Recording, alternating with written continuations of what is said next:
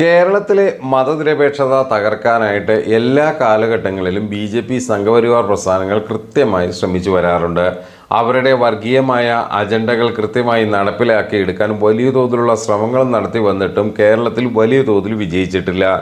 എന്നാൽ ഒറ്റപ്പെട്ട ചില സംഭവങ്ങളെന്ന് പറയാവുന്നത് പോലെ സുരേഷ് ഗോപിയെ പോലെയുള്ള ഒരു വ്യക്തിയെ അവരുടെ ബാനറിൽ വിജയിപ്പിച്ചെടുത്തത് അത് അവരുടെ വിജയമായി തന്നെ കാണുകയാണ്. എന്നാൽ ഈ ബി.ജെ.പിയുടെ ഇത്തരം വർഗീയ നീക്കങ്ങൾക്ക് ചുക്കാൻ പിടിക്കുന്ന നിലപാടാണ് മുസ്ലിം ലീഗും കോൺഗ്രസും പല ഘട്ടത്തിലും സ്വീകരിച്ചു വന്നിരിക്കുന്നത്. കൃത്യമായി പറഞ്ഞാൽ കേരളത്തിൻ്റെ മതനിരപേക്ഷതയെ തകർക്കാനുള്ള എല്ലാ നീക്കങ്ങൾക്കും കോൺഗ്രസും ലീഗും മത്സരിച്ച് ശ്രമിക്കുന്നു എന്നുള്ള വിവരങ്ങളാണ് ഇപ്പോൾ പുറത്തു വരുന്നത്. ഇതേക്കുറിച്ച് കഴിഞ്ഞ ദിവസം കയ്യൂർ സ്മൃതി സംഗമം ഉദ്ഘാടനം ചെയ്യുന്നതിനിടയിൽ CPM സംസ്ഥാന സെക്രട്ടറി ഗോവിന്ദൻ മാസ്റ്റർ തന്നെ വളരെ വ്യക്തമായിട്ട് കാര്യങ്ങൾ പറഞ്ഞിരുന്നു.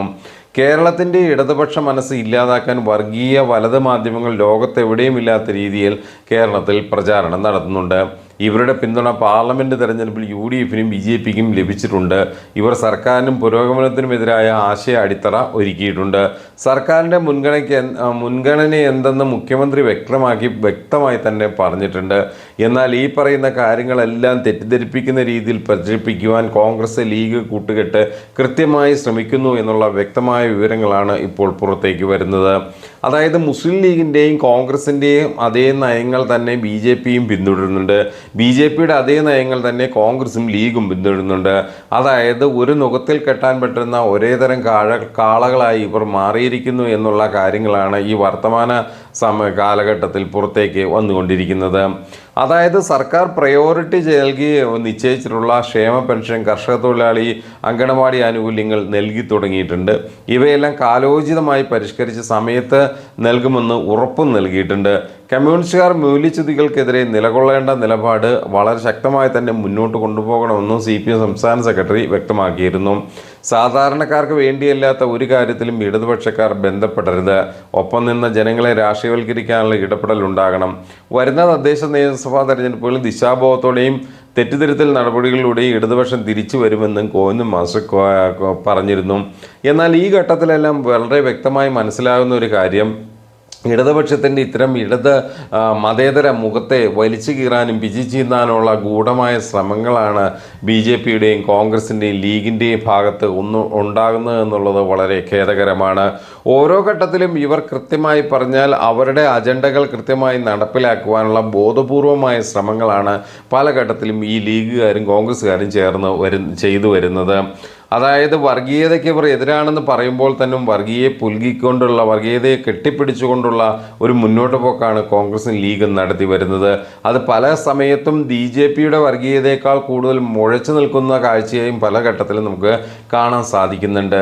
തെരഞ്ഞെടുപ്പിൻ്റെ വേളകളിലും വർഗീയ പ്രചാരണങ്ങൾ നടത്തുന്നതിൽ ഒട്ടും പിന്നിലില്ല. വടകരയിലെ ഷാഫിയുടെ വിജയത്തിന് വേണ്ടിയിട്ട് പ്രവർത്തിച്ചപ്പോഴെല്ലാം വലിയ തോതിലുള്ള വർഗീയ ധ്രുവീകരണങ്ങൾ ഉണ്ടാക്കാനായിട്ട് കൃത്യമായി ഒരു വിഭാഗം ശ്രമിച്ചിരുന്നു എന്നുള്ള കാര്യം ഇപ്പോൾ എല്ലാ മേഖലയിലും ചർച്ച ചെയ്യപ്പെടുന്ന വിഷയമാണ്. അതേ തുടർന്നുള്ള അന്വേഷണങ്ങളും മറ്റും മുന്നോട്ട് പോകുന്ന ഘട്ടവുമാണ്. ഓരോ സമയത്തും ഇത്തരത്തിൽ കാലത്തിനനുസരിച്ച് ഇവർ വർഗീയതയുടെ അളവുകോലിൽ വ്യത്യാസം വരുന്നു, അല്ലെങ്കിൽ വർഗീയത അവതരിപ്പിക്കുന്നതിൽ വ്യത്യസ്തമായ രൂപങ്ങൾ കൊണ്ടുവരുന്നു എന്നത് ഒഴിച്ചു കഴിഞ്ഞാൽ എല്ലാവരും ഒരേ തട്ടത്തിൽ തന്നെ പോകുന്ന രീതിയിലുള്ള കാഴ്ചകളാണ് കാണുന്നത്.